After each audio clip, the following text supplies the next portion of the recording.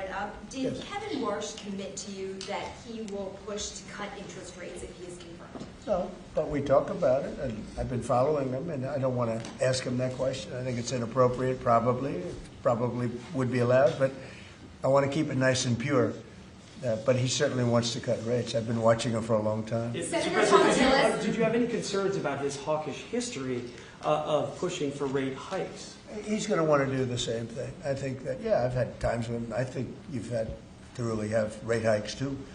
But he's very smart, very good, strong, young, pretty young, and I think he's going to do a good. I mean, he was the central casting guy that people wanted.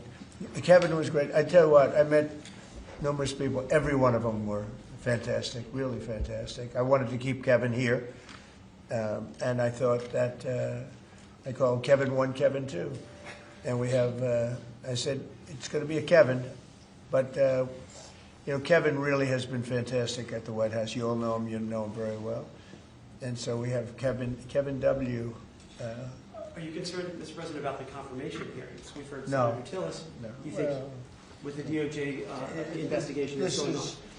This is, in the whole country, I would say that this was the perfect candidate. This was not a surprise or anything. This was the man that's most qualified.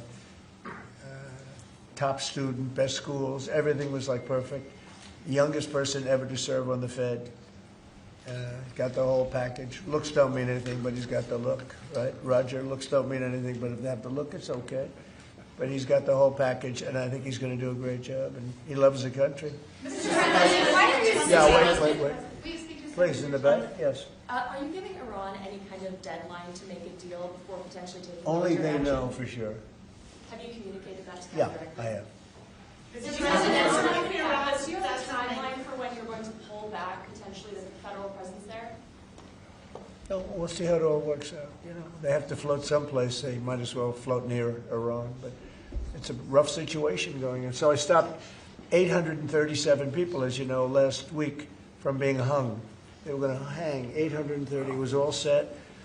And I mean, I'm looking at the people behind me. They say, what kind of racing's a lot nicer than that. They were going to hang 837 people, and I told them, if you do it, you're going to pay a price like nobody's ever paid before. They pulled back. I appreciated that. But a lot of people are being killed, so we'll see what happens.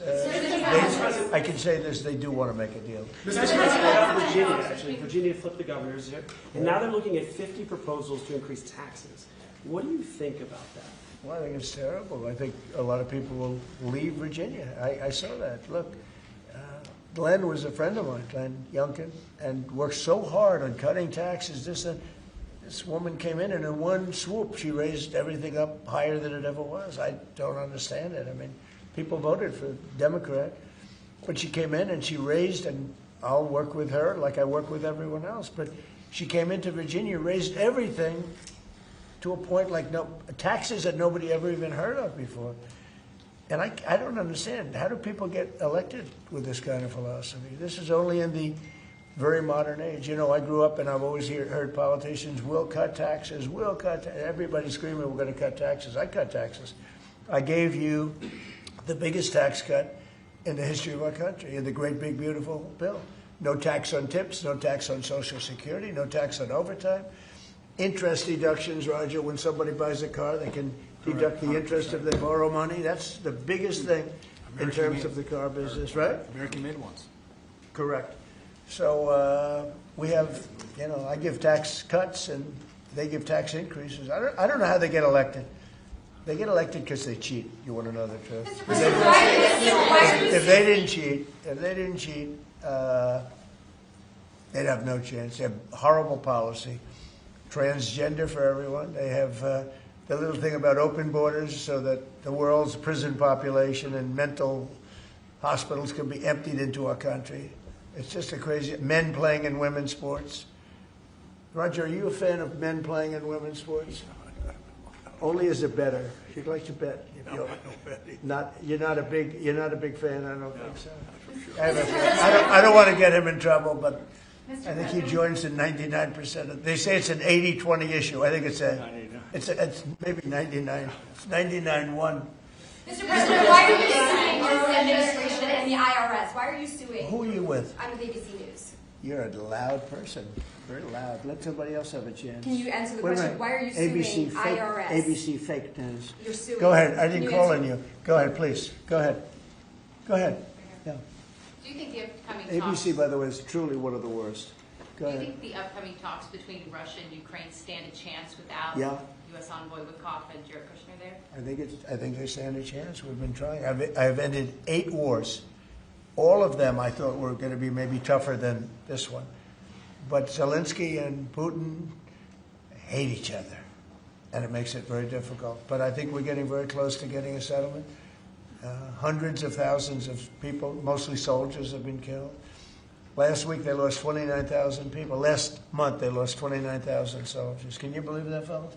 29,000. You lose one race driver, and it's a big deal. 29,000 soldiers in 1 month. 27,000 the month before. I think that I think that we have a good chance of getting it settled. Yeah, ma'am, please. Mr. President, on the Warsh nomination, what is your strategy for getting past the hold that Senator Tillis has on this process? He said he won't allow. Well, that's that kind of thinking is why he's no longer a senator. He's going to be out of office. It's too bad. I always liked Senator Tillis actually, but he did some things that were not smart. And whatever. I mean, if he doesn't approve, we'll just have to wait till somebody comes in that will approve it, right? So that's it. But I saw that. He wants to be an obstructionist. But we have a lot of obstructionists. I've had a lot. And we've created the best presidency maybe ever. Yeah. If Iran doesn't make a deal, is your plan to replicate there what you just did in Venezuela? I don't want to say that. I don't want to talk about anything having to do with what I'm doing militarily. But we have a tremendously powerful fleet there. We have the most powerful ships in the world. We have the most powerful military by far in the world. We showed that on numerous occasions. I mean, I rebuilt the military in my term. If I didn't, I wouldn't, I think, be able to say that. But I rebuilt the military, the entire United States military in my first term. And now we're building it bigger, better, stronger than ever before. I'm adding to it. We're adding something called a battleship. You would find this interesting. The old-fashioned, beautiful battleships? And we're adding up to 25 of them. Each battleship is 100 times more powerful than the battleships of the 1940s, those big, powerful ones with the guns, because of what the ships carry. But we're going to build 10. And then we'll see how we like them, and we're going to go and do another 15 after that. It could be up to 25 battleships, 100 times more powerful. Can you imagine that? And it's peace through strength. We don't want to use them, but if we have to use them, we will. Mr. President, on the Fed, should the DOJ continue with its investigation into Jay Powell? That seems to be a sticking point for Senator Tillis. Well, he's got a building that, I build buildings, and I build them under budget, ahead of schedule. I build them, but they're within reason always. And this is a small little complex that's costing billions of dollars, most expensive job per square foot ever built. And it's a little complex. It's a little Fed complex. I built the hotel on Pennsylvania Avenue, and I built it for around $200 million. And it's bigger than that. They're spending many times that amount to do a renovation of a building. I've heard numbers as high as $4 billion. $4 billion to build a building. I could have renovated that building and fixed it up, made it beautiful for $25 million. They're going to spend close to $4 billion on it. So it's either gross incompetence or it's theft. Somebody's making money, because you can't spend. It's more per square, and you have half a building there. You have the structure, you have the exterior skin that they're not changing much. They're building a building, and they're spending almost, I'm hearing numbers of between $3 and $4 billion. It's the most expensive structure ever built per square foot. So he's either incompetent, or he or somebody is a crook.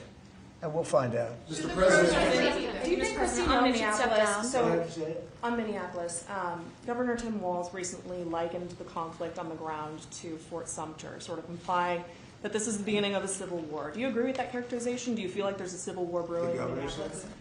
Well, does he know what Fort Sumter was, or do you think somebody wrote it out for him? No, this is, I was elected on law and order. I was elected on a strong border. We had a border that allowed 25 million people to come in. Many were murderers. They murdered people. We had 11,888 murderers. We had prisons, including Venezuela, but Venezuela opened its prisons. So did the Congo. The Congo in Africa opened its prisons and dumped people into our country. Many countries did that. I would have done that if I were leading a country. I would have dumped the prisoners into our country. We had open borders. We had all these things. I was elected on law and order. I was elected on the economy. I was elected on a lot of reasons. Because when I took over, we inherited a mess. Prices were too high. Inflation was the highest it was in 48 years. I say ever, but the media always corrects me by saying it's only 48 years. I think 48 years almost sounds worse. But when I was elected to do a job. And one of the big things I was elected to do is law and order. We now have the lowest crime rate in the history of our country. We have the lowest murder rate in the history of our country. We have Washington, DC, which was a dangerous place to walk, is now a totally safe city. You can walk with your husband or your wife. You can walk with your children right down the middle of the city. Nothing's going to happen. We did a great job. We had the National Guard. We have soldiers. We have people that nobody's going to mess with. And we've taken out. Remember, it's not just that. In Washington, we've removed over 2,000 criminals. And, you know, if you look at the numbers, a very small percentage of your population, 2%, 3% of your population causes 90% of the crime. So when you move a small, it's amazing how that works. But the criminals go over and over and over again. So 2 to 3% of your population can cause over 90% of your crime. So it's not that complex. We moved 2,000 people out of Washington. We brought them back to their countries where they came from. They came through open borders by Sleepy Joe Biden. And I will tell you, Washington is safe. If you look at New Orleans, as you know, we went there about 4 weeks ago. I was with the mayor of New Orleans last night. He was at the premiere, and she was at the premiere. She was great. I believe she's a Democrat. She came over. She thanked me so much. She said crime is down more than 50% in just a few weeks. And you couldn't even walk down the street in New Orleans. It's so bad. And now they let us in there, and she is thanking me so much, so profusely. She was great last night. I'd do that if I were a Democrat. I'd say call Trump in, let them do what they do.